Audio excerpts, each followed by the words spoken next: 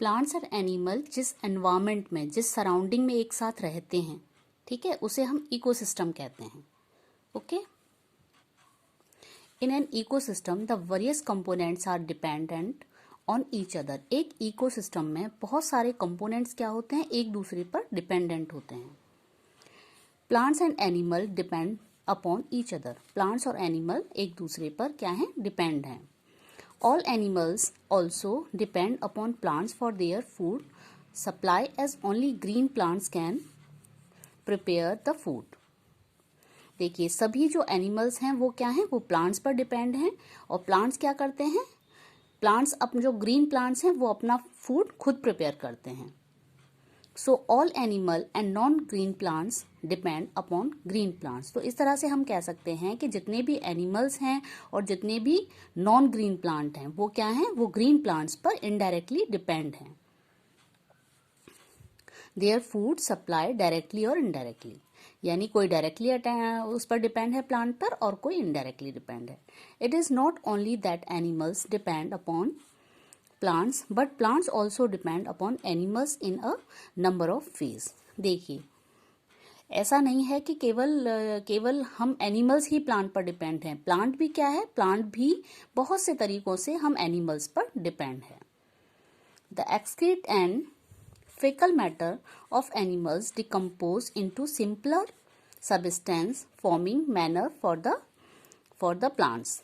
देखिए, जो एनिमल्स क्या करते हैं, जो अपना फैकल मैटर, अपना मल और अपनी जो गंदगी अपनी बॉडी से बाहर निकालते हैं, वो क्या होता है, वो एक डिकम्पोज हो जाता है। बैक्टीरियाज होते हैं जो उसे डिकम्पोज कर देते हैं और वो इस तरह से क्या होता है, वो एक मैनर के रूप में, एक फर्टिलाइजर के रूप में काम करता है और वो प्लांट्स की ग्रोथ के लिए अच्छा होता है। Plants get their nourishment from their manner. उस मैनर से प्लांट को क्या होता है, न्यूरिशमेंट मिलता है ना, उसको न्यूट्रिशन मिलते हैं। The seeds of plants are also carried for far away place by various animal। बहुत सारे एनिमल्स के द्वारा क्या होता है, प्लांट्स के जो सीड्स होते हैं वो एक जगह से दूसरी जगह पर ले जाए जाते हैं।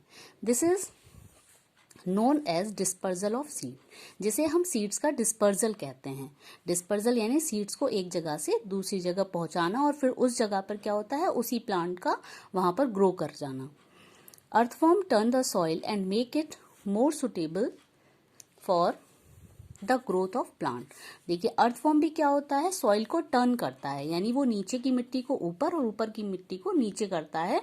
उस तरह से वो क्या होता है, मिट्टी के लिए जो बहुत अच्छा होता है और इस तरह से वो प्लांट की ग्रोथ के लिए हेल्पफुल होता है। All components of an ecosystem, plant, animal and physical conditions are interdependent. ये देखिए, जितने भी ऑल कंपोनेंट्स हैं इकोसिस्टम के, प्लांट्स हैं, इकोसिस्टम में क्या आ जाते हैं, प्लांट्स, एनिमल और जो भी फिजिकल कंडीशन है, वहाँ का एनवायरनमेंट कैसा है ना, उसके अकॉर्डिंगली जितनी भी चीज़ें हैं वो सभी क्या हैं, वो इंटरडिपेंडेंट हैं, सभी एक दूसरे पर क्या हैं, डिपेंडेंट हैं। The existence of one is impossible without the other. किसी भी, अगर हम सोचें कि कोई एक प्राणी या कोई एक जीव क्या कर सकता है, सरवाइव कर सकता है बिना किसी और जीव के या बिना किसी एनिमल के, बिना किसी नॉन लिविंग थिंग्स के, तो ये पॉसिबल नहीं है। Food and relations in an ecosystem. खाना और अपने वातावरण के, जो उनका वातावरण जो एक साथ जिसमें रहते हैं उसे इकोसिस्टम कहते हैं, उसके साथ में उनका कैसे रिलेशन बनता है। All living organism move, reproduce, grow and show response to various stimuli। जितनी भी लिविंग ऑर्गेनिज्म हैं या लिविंग थिंग्स हैं वो क्या करते हैं, वो मूव करते हैं, एक जगह से दूसरी जगह जाते हैं, रिप्रोड्यूस करते हैं।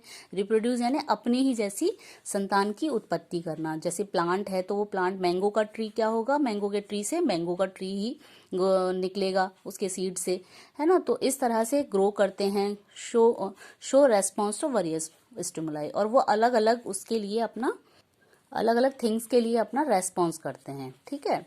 They perform a large number of activities for their survival. They perform a large number of activities, और वो बहुत सारी बड़ी बड़ी एक्टिविटीज़ करते हैं अपने सर्वाइवल के लिए, यानी अपने आप को अपने सर्वाइव करने के लिए, अपने जीने के लिए। To get energy all animals take food, सभी एनिमल्स एनर्जी प्राप्त करने के लिए क्या करते हैं, फूड लेते हैं। The food of all animal is not similar, आप जैसा कि सब जानते हैं कि सभी एनिमल्स जो फूड लेते हैं वो सबका क्या होता है, सिमिलर नहीं होता।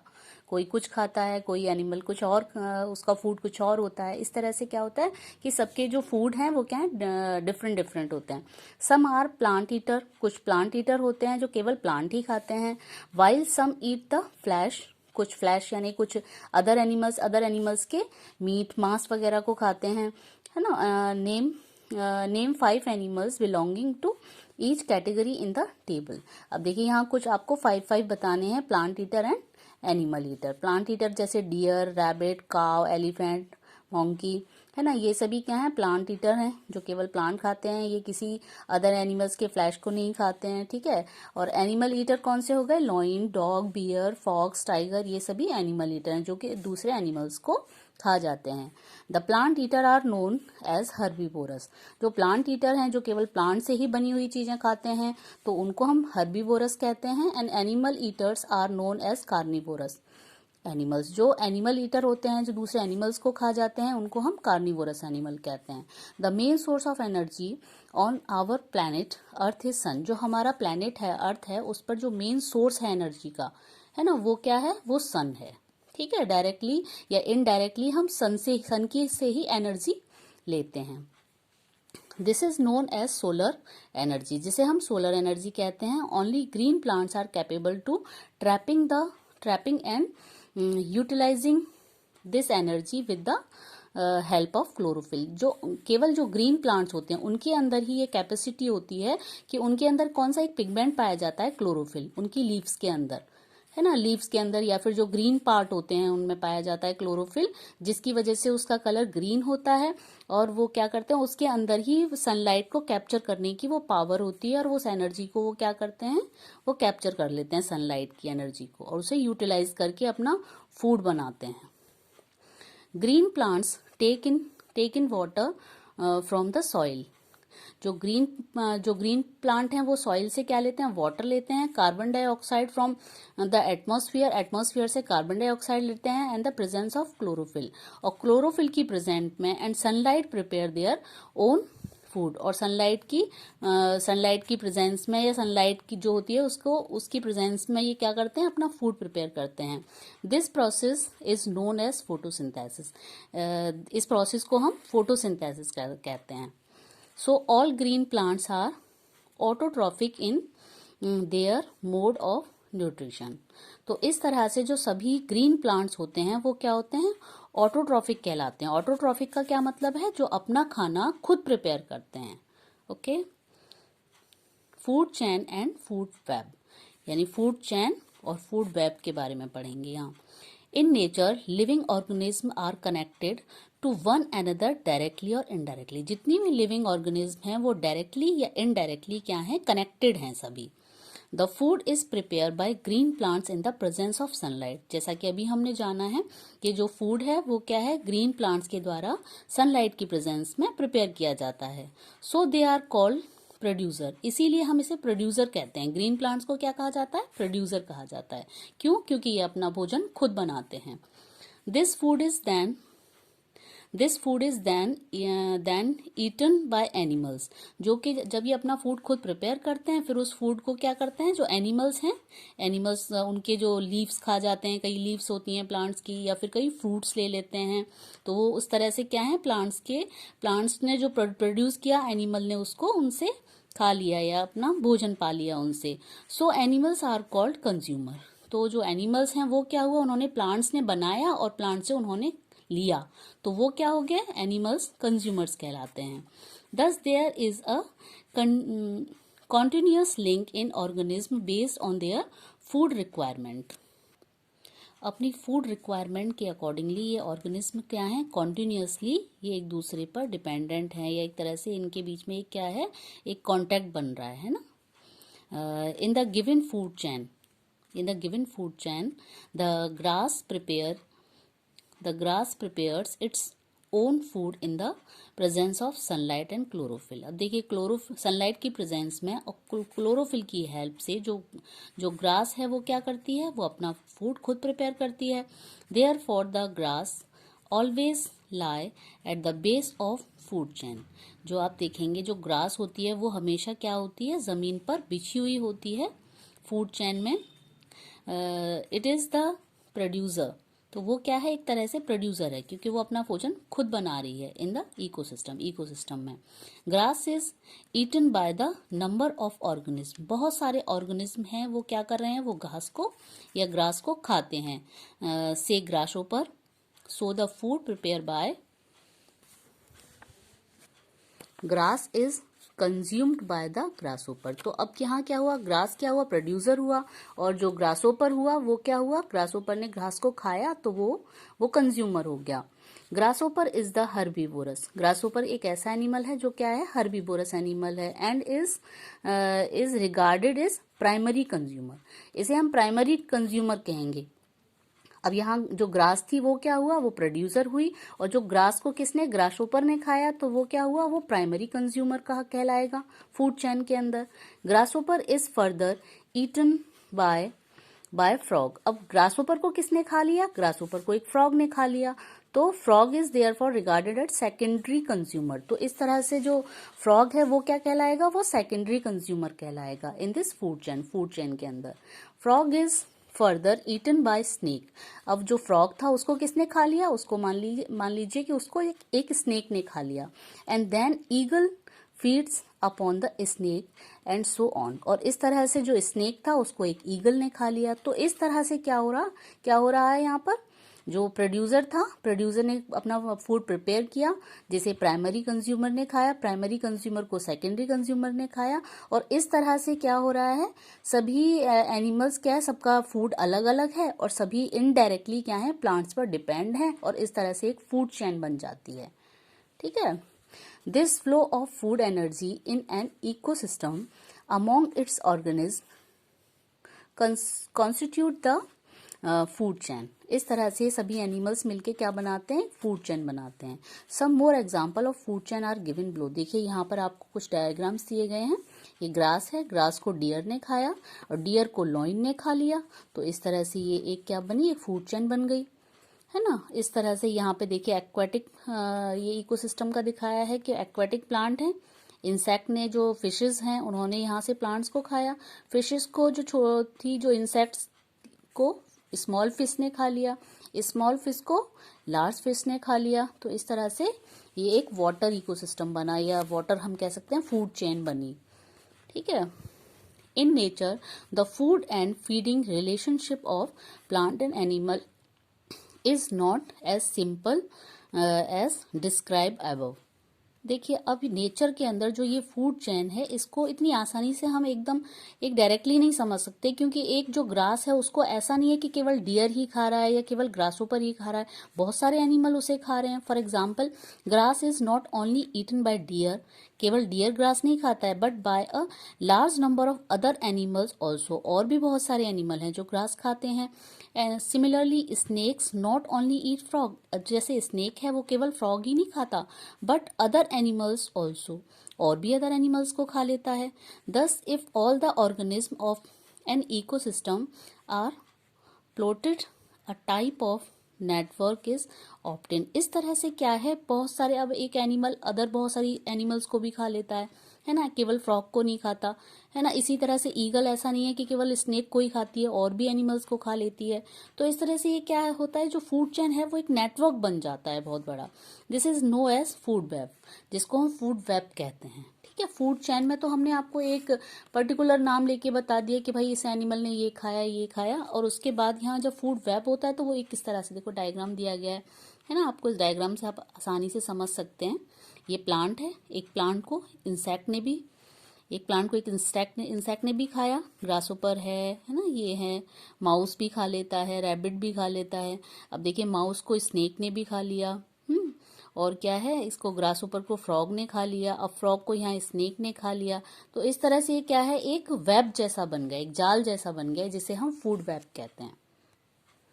Ecological balance.